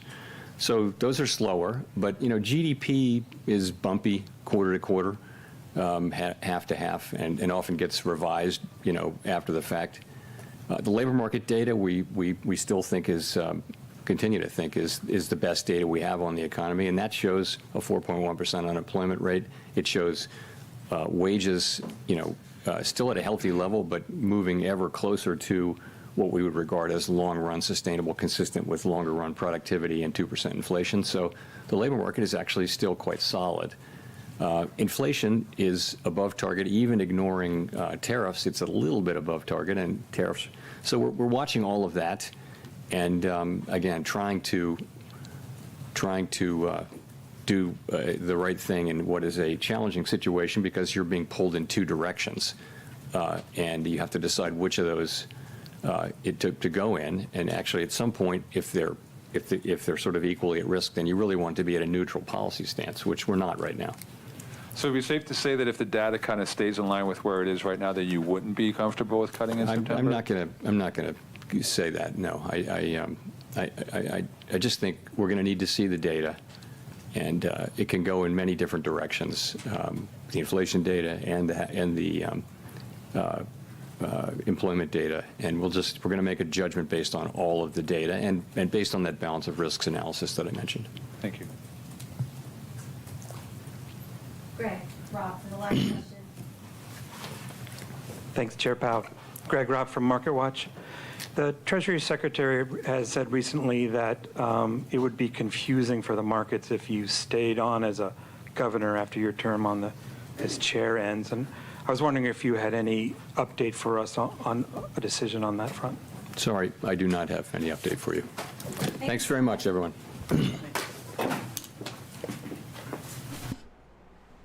Wow. That was a bit abrupt, wasn't it? Just throwing it out there. Holy crap, Oli, everyone. That was kind of wild. I mean, let's just be frank here, okay? I mean, let's just be frank about this.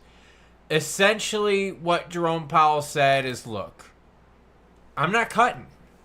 And I'm not cutting anytime soon. So if I don't cut in September, go yourself. And that's why the market's red right now. The market isn't red because he paused. The market is red because Jerome said, you know what? We might not get a rate cut in September. He's like, yo, I want to wait for the data. I mean, this is... Yeah, he did not like the last question. He was like, yo, I'm done with this. Go yourself. So, yeah, this is not what we wanted. This was what I was telling you about that I was afraid of. I was really afraid of him being an a-hole during this meeting. And he was. He was very much like, hey, probably not going to pause. I do think XRP will hold $3. I'm not really too worried about that. Even if we dip below 3, I see us bouncing back north of 3. I'm not really too worried about that at all. I am, though, concerned that if the Fed decides to pause for longer and longer, that they might be doing more harm than good. Just throwing it out there. That's not what we wanted. I was really hoping that he would say, hey, we have to start considering a pivot. Something like that. Or, hey, we're not there yet, but there's signs on the walls that we may have to change our monetary policy. Like, I was just something like that to hint, September. Because you got to think there's no meeting in August, right? So we got time. And then we wait for the September meeting. So he didn't even do that. I mean, this was not... Okay, I just don't take this the wrong way. I'm not happy that I'm right with this. I've been saying it for weeks. I was hoping I was going to be wrong, but I'm not happy with the fact that I was right with this, because me being right with this meant that Jerome Powell was going to be an a-hole and the markets would feel it. That bothers me. I wish I was wrong about it, because then it would be more bullish for the market. But yeah, this was very frustrating. I think that a lot of us right now are very, very frustrated with this. I think a lot of people here are thinking, hey, housing's not getting any better. Your auto, home equity lines of credit loans, business loans are not getting any better. And this is a problem. Okay, when you're a big company, right, and you're looking to do a big project, every penny frickin' counts. So if you know in the future monetary policy is going to be easing and rates are going to come down, you could parlay your business projects for next year when rates are guaranteed to be lower. So this takes a lot of money and it parks it back on the sideline, because we're waiting to see what to do, what can be done with this. And I am frustrated. I really am. I'm very, very frustrated with this. But I'm upset because, like, I knew he was going to pause, and I kind of had a bad feeling that he was going to be an a-hole. I just didn't think it was going to be this bad. And you could tell the market did not like it. Look at the market. Red across the screen. Taco Bell. Just like how that girl says it in the car. Taco Bell. Look at XRP right here. That's not good candlesticks right there. That's not what we wanted at all. So... Guy Kemp said, Klaus, you had totally unreasonable expectations. No, my expectations was that he was going to pause and that hopefully he starts pivoting. But he's like, no. Not only am I not pivoting, I'm going to pause for even longer. Oh, gosh, that's kind of frustrating. That is kind of frustrating. How do you all feel about this? I mean, we watched it together. I mean, this was very frustrating, to say the least. He didn't really answer a lot of questions. Freddie says, yeah, but I think we did hold, though. Yeah, I do. I think we're going to be okay. I'm not too worried about this at all. I guess I'm just upset if you have to... Okay, look at my point of view in two different ways. Number one, I do, like, my crypto point of view, right? Because, like, I'm a crypto news channel. But my other point of view is me as a regular person, like me, like as in a person like you, going, okay, well, what about car loans? What about home loans? I've thought of buying another house, right? And I don't want to buy a house until A, rates come down. And here's why. The reason is I want rates to come down so that the loan is more affordable, so I can have a better window to shop for. And B, if rates come down, it'll encourage more people to list their homes, right? So that would mean inventory, so I would have more choices. So, like, from a personal standpoint, I'm really bummed because this means home loans, credit cards, home equity lines of credit, auto loan, all that kind of stuff stays expensive for longer. And possibly a really long time. I'm bummed out as a crypto person because, look, crypto is a risky asset. All right? It is. It is a risky asset. For you to build in crypto, you need to take that risk. Okay? So if you take that risk, you don't want to take that risk with expensive money, with high interest rate money. You want to take risky risk with cheap money. Or do what Saylor does and use other people's money, period. So yeah, this was not cool. Mike says, thanks for streaming this, Klaus. Yeah, thank you for watching. I'm just, and we're not done yet. I'm just frustrated. I really am. I see this as being another example of him not understanding what the economy is really like. I just throwing it out there. I mean, he really was negative in this one, and we haven't seen a negative Jerome Powell in quite a few meetings. We've seen him be an a-hole to people asking him questions, but not negative in terms of how he feels in terms of economic policy and putting the primers out there. Philip Hancock says, Klaus, thanks for keeping it real. That's all I know how to do. I'm just me. I'm me all the time. That's why I like doing YouTube, is because I can fully be me. Corporate Klaus, I could be me, like mostly me, but I couldn't say a lot of the naughty things. I couldn't say certain things aloud. This, I could be me. I like this. I like this. Glenn says Trump's going to go insane on JP. Yeah, Glenn, here's the deal. He's going to be pissed that Powell didn't hint at a rate cut. I guarantee you he's going to make a comment in the next day or two about Powell and not hitting towards a cut. I guarantee you that one. Gosh. Yeah, he like the last question. He was very much like not about it. You could tell this was a little bit more of him being an a-hole. This was him saying, "Hey, look, get ready for a pause." I mean, Dash says maybe he's worried about the Epstein files.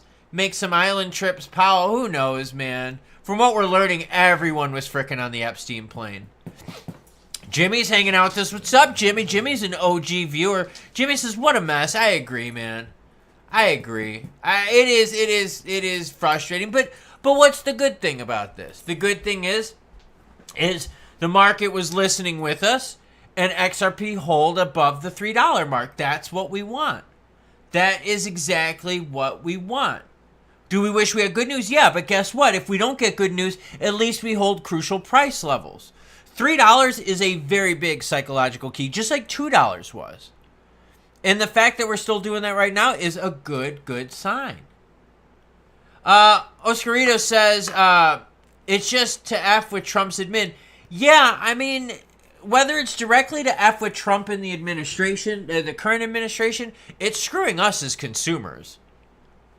I mean, it is. This is screwing us up as consumers for real.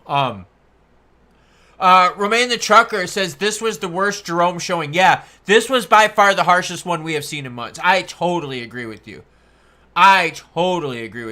This is the ultimate test for XP. This is good. And the reason this is good is because there was no mention of strategic reserve assets for the White House. That's extremely important. Because think, you had 2 poop sandwiches in news today, and neither one of those, right, have really like rocked us nasty. Yeah, it's hurting a little bit. We're getting scraped up, but we're not rock nasty. Just throwing it out there. Yeah, and if here's the schedule here. Let me do this for you. Let me give you a schedule here. You have the September meeting and then the October. All right. So again, if he's saying no cuts for September, you now look at it as going, instead of 2 rate cuts this year, we'll only have 1 rate cut this year. That is not good. That is not good. We wanted 2. Great for silver and gold stacking. I completely agree with you on that. Completely agree with that. Let's see. $3 is so strong. Yeah, $3 is very strong. Doc Henry saying the same thing. Loving the strength of $3. I agree. $3 XRP right now. That's a good sign. Look, you still got catalysts. You got whatever's going to be the new bill. It's not going to be the Clarity Act. It's going to be the Clarity Act plus something. We get that. That's juicy. The spot ETFs, when they get approved, are juicy. I mean, that's important. That is very important. But the Fed right now is telling us, F off. F off. And that's not cool. That's not cool at all. Oh, for those of you that are watching charts right now, let me give you a little bit of insight. What happens right away, like right when the Fed does like a meeting or something like that, okay? When that happens right away, you cannot follow that, all right? Seriously, give it like 8-12 hours. Take a look back at the trend of the market, and that'll give you a better idea of what to expect. Seriously, there's always a group of people, traders out there, that react instantly on Jerome Powell news. Like, instantly on Jerome Powell news. This, you got to wait and see. You got to wait and see. Taco Bell. Turn the Fed building into a Klaus XRP follower hotel. I think that'd be cool. I would love to have a pad in D.C. follower hotel. I know what you were saying. Oh, man. Nunya Biz says, Klaus, I just started buying XP in May of this year. What does all this mean for a new buyer like myself? Is there a dip you see coming? Here's the thing. Right now, we have more positive catalysts in front of us for the market than we do negative. Short-term negative catalysts, Jerome Powell and rates. But think about it. What got us here? Zoom out. Do this. I always tell people to zoom out, right? And for everyone that's new or OG, Zoom out, okay? I know maybe you just started buying in May, but you have to look at the entire story of XRP.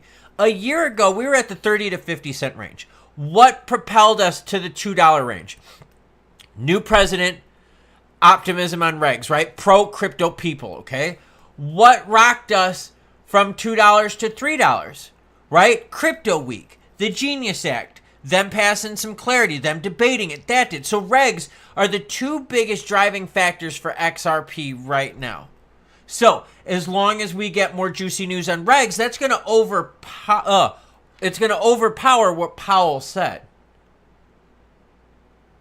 So just kind of keep that in mind. All right? Just throwing it off. So, what are we thinking now? Your biggest catalyst for XRP are going to be what, everyone? When we get regs. When we get regs. Oscarito says we still have the Clarity Act. They're not going to use the Clarity Act. They're going to use something on top of it. So the way the Clarity Act is written now will not be enough. The White House said in their report today that they want more than the Clarity Act. They want part of the Senate's version of that, their market structure bill, added to it. Just throwing it out there. Name should be Karen Powell. I like that. I like that. Yeah, look, Jerome's negative. I mean, that's part of the problem. He already did the signing on the Genius Act. That is already in play. That is already done. It is already signed into law. Powell paused, and he said expect more pauses. That's what he thinks. Or that's what he said today. That is the big summary of today. Powell paused and wants more pauses. More delays, right? I mean, like I do see where the frustration is coming here, because we've gotten a lot of delays. We've gotten delays on the ETFs. We haven't heard anything about the strategic reserve assets. That was very, very frustrating. You know what I mean? That's very, very frustrating. So now you got to start looking at it and being like, okay, what next, right? I mean, overpromise, underdeliver, just throwing it out there. Can there be a raise in September? No. You don't have enough data to signify the need to raise rates. No way. Pause. Pause is bad enough, right? He'll keep it at a pause. Let's see.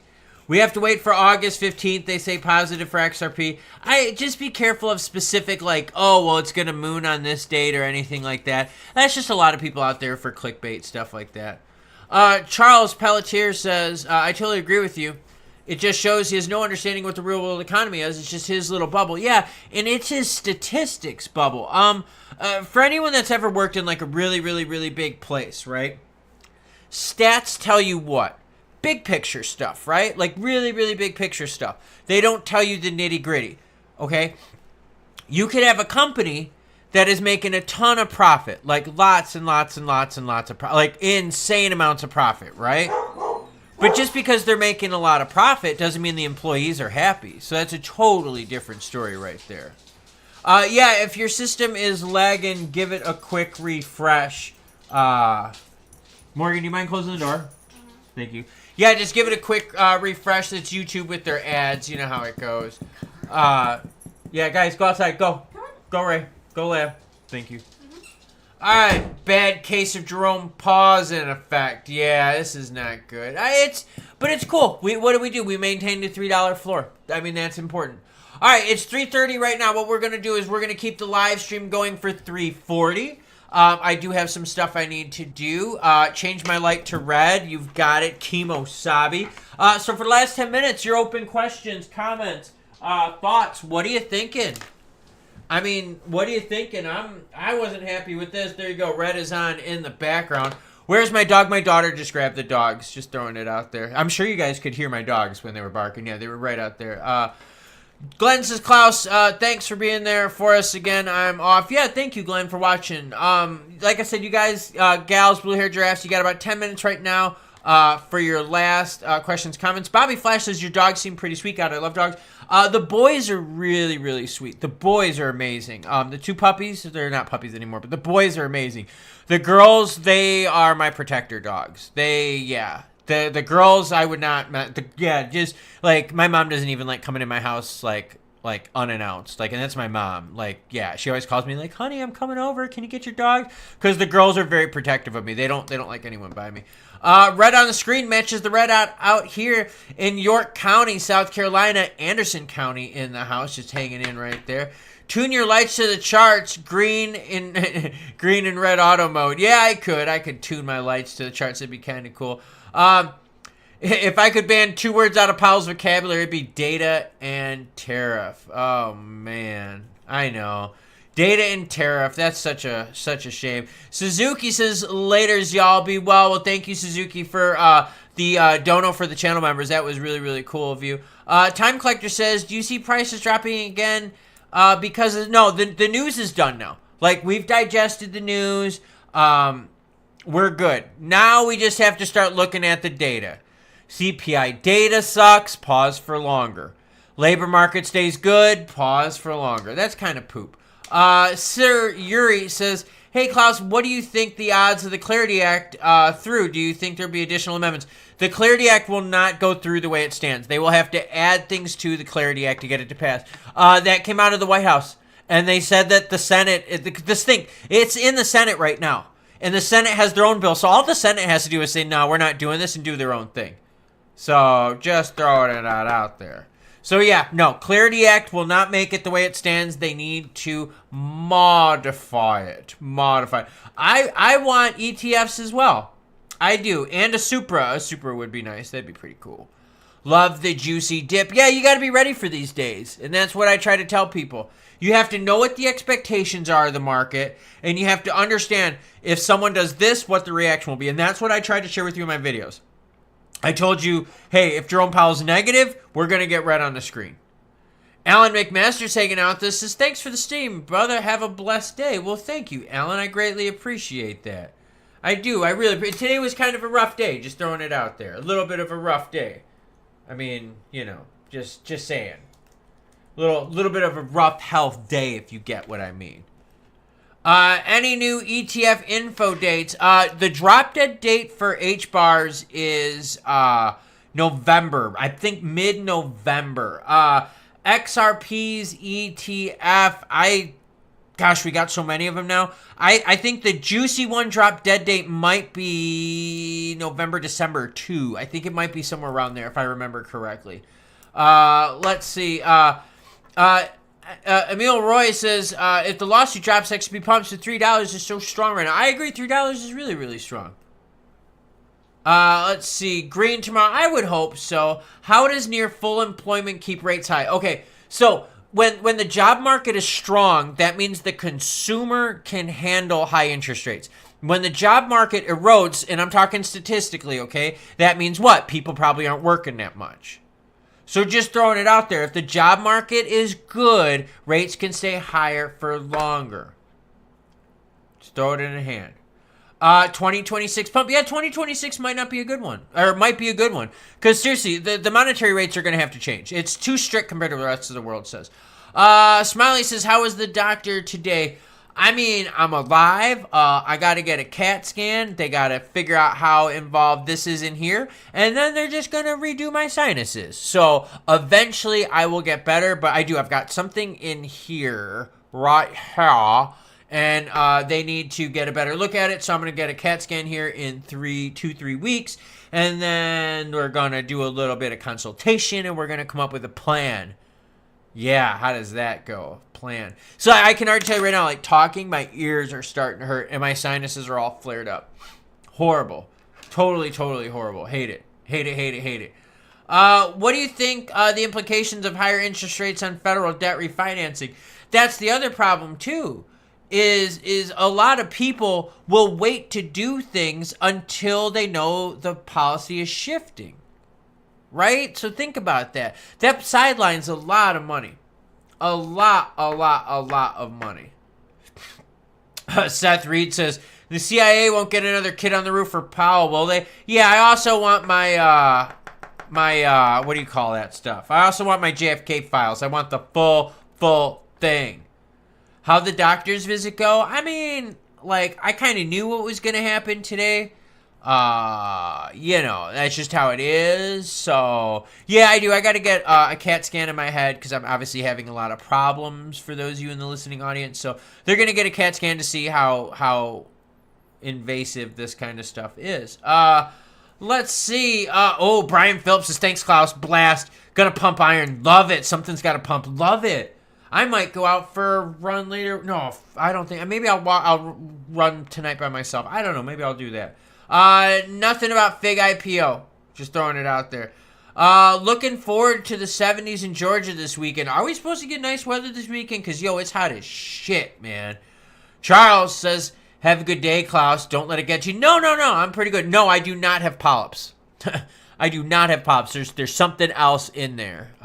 They just don't know what's causing it. So, no polyps. It is no polyps. No, I'll be good. None of this shit phases me too much. You just have to kind of keep on keeping, right? Like if bad health stuff happens, you just got to work forward. You can't dwell on it. You can't be negative. It doesn't help shit. You know what I mean? I've got something in here. And he could see it with his little scope thing that when he went up there, he just needs to know how big is this thing in here. And I'm going to tell him, it's pretty big because it's messing with my eyes, it's messing with my throat, messing with my ears.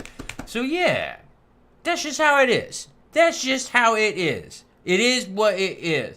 Reverend Funky, Robert Melvin, says, I'm going to take a small amount of profit before I lose any money and go get myself a case of brew. Ooh, I like that. I like that a lot. Have you been playing with small Lego pieces again? No, I am not. Yeah, CAT scan. By the way, cash price for a CAT scan is less than you would pay with your insurance. And I've got pretty good insurance. So figure that one out real quick for us. Oh, man. Alan McMaster says, hey, man, I got to see my daily Klaus. You stay up for us? Yeah, I'll be good. I mean, whenever I have to get the stuff done in here, I'll, be gone, a couple days. But nothing I'm too worried about. It's, as long as I can talk, as long as I got internet connection, I can deal with the pain. It's not a big deal at all. Plus, I love this stuff, too. I really, really love the crypto markets. Really, really love crypto markets. 2 more minutes. You got your questions. You got your comments. I don't know if I have answers, but I can find them for you. Let's see. Seth Reed says, y'all heard that Bruce Willis has dementia and can't remember he was a movie actor. There was someone else. God, who did I see it on? It was on a podcast. Who's that kid? The Malcolm in the Middle kid. Supposedly he had problems like that too, where he didn't even remember a lot of the episodes. He didn't remember shit. He said years and years and years. Just ouch, Yeah, that's kind of sad. Yeah, ginger and turmeric and lemon pepper are not going to fix this. That's just the whole thing. Just throwing it out there. This is going to take some physical intervention. Just live stream the surgery. Yeah, I mean, maybe I'll do that. You know what I did? So, I got to keep my watch on for the last one. And, I put my watch in tracking mode for it, so I could check my heart rate afterwards and all that stuff. It was kind of cool. Just throwing it out there. It was really cool to see how your body acts to anesthesia and all the drugs afterwards. Yeah, it was pretty wild. Let's see, Klaus, give him some copium. We need it now. The copium is we're gonna have a good rest of the year, right? If this is the price of Powell pissing on us, you know what I mean? And if this is the price that we get with the White House not mentioning shit about strategic reserves, then cool. I'm good with that. Bobby Flash says, all right, live stream it. I'll pay for that. Yeah, let's see what happens, man. This is gonna be. I know I've got shit to look forward to. I'm being positive. No worries at all on it. It's frustrating because it's really painful. And it's causing the vision in my right eye to get messed up, and my right ear is starting to have some issues too. So, let's see, Klaus, which would you go for more SWE or XRP to buy more if you came into cash? The thing is SWE makes big moves, man. SWE, you gotta be careful because SWE will freaking roar and then people will sell that action off. Here, hold on. Let me share with you something. Let me do this. Let me bring the SWE chart up here. I'll show you what I'm talking about. Because don't get me wrong. I've shared a lot of their stories, but you can see what I'm talking about here, right? You rocketed up to $5. You went to half of that action. You then doubled your action, went to that, and then you put, you see what I mean? SWE has got some wild wild movements in price. Here, let's do this. Let's compare it to XRP so you can see exactly what I'm talking about. SWE is in the blue. All right, so you can see it pumps harder, but then, yeah, it starts running into some problems quicker, too. It had another pump here, and then it sells off again. So that's just the only way. That's just the only way. Are we ready for a new South Park tonight? Yeah, they sold for, like, what was it, $2 billion, man? JB says, you've come a long way since you first started. Well, thank you. I like to hope that I'm improving with stuff, and hopefully I'll like the new microphone, right? Right? I mean, is the new mic helping out? I mean, check this out. Here, hold on. Let's do this. I'll show you. 'Cause it's getting dark out. I think we might be getting storms up here in the upstate. Check out the mic. See? Nuevo microphone. So if I want to, I could talk all dirty into this thing and make your legs quiver and shiver. Right? Right? Cool, huh? So yeah, a little bit of new microphone action. All right, everyone. Here's what I'm going to do. I am going to play a little music. I'll hang out in the chat a little bit. It does sound a little bit more crisp. I like it. I really, really like it. No, it is not a parasite cleanse. That is, I physically have something growing in here. Like, physically. Taco Bell. Like, no, there's not Taco Bell in there, but like, no, there's physically something in here. I've had a bunch of head tumors before, so like, for me, this is nothing new. Like, it's just a new location for me. This is the other side of my head. So yeah, let's do that. Let's play some tunes. I'm going to hang out in the chat. All right, y'all, you cool with that? You're some kind of butterfly.